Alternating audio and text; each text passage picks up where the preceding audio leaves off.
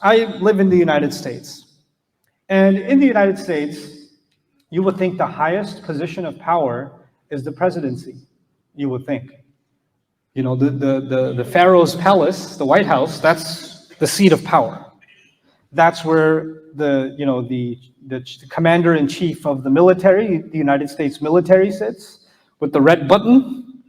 That's where the chief executive sits. He can give executive orders, etc. But if you know anything about politics, especially about American politics, you will know that presidents are not much more than puppets. Presidents can come and go. But presidents, they'll give a public speech or shake hands and do a press release.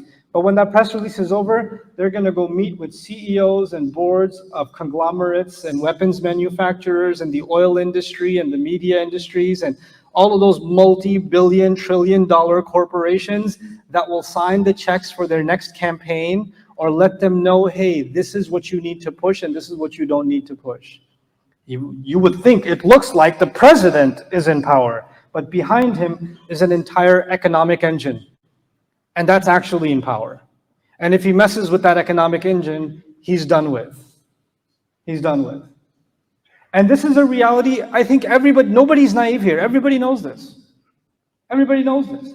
There used to be a time where you would think, Muslims would think, power means military. Power means weapons. Power means planes, tanks, nuclear bombs. This is what power means.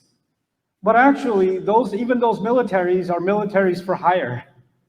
Behind them is another kind of power. Behind them is an economic power.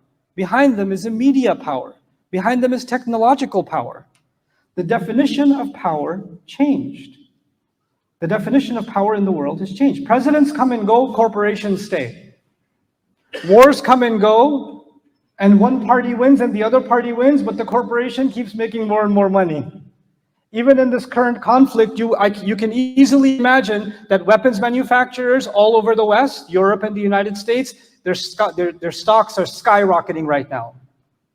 They're skyrocketing right now. Who profits from this? Who gains more power? And the more power they gain, the more influence they gain.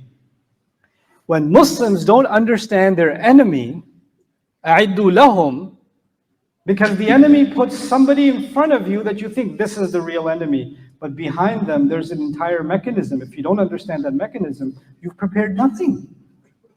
You've prepared nothing. We need to now, it's time that Muslims need to put their best foot forward.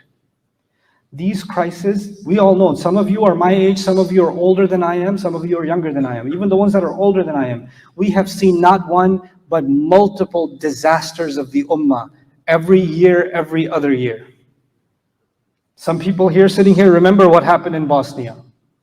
Some people sitting here remember what was going on in Kosovo, what was happening in India.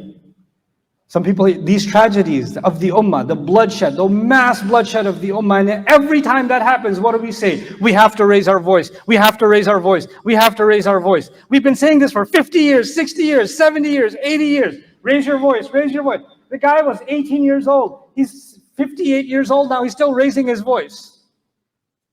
But something doesn't change. And then we say, no, Allah is not answering our du'as. We need to do something more drastic. Maybe we don't understand what Allah told us all along. You want to be able to be heard? You want to be able to be heard without even raising your voice? Learn to gather power. The enemy of Allah doesn't fear your voice. You know what they fear though? تُرْهِبُونَ بِهِ عَدُوَ اللَّهِ. When you start amassing power. When you become powerful.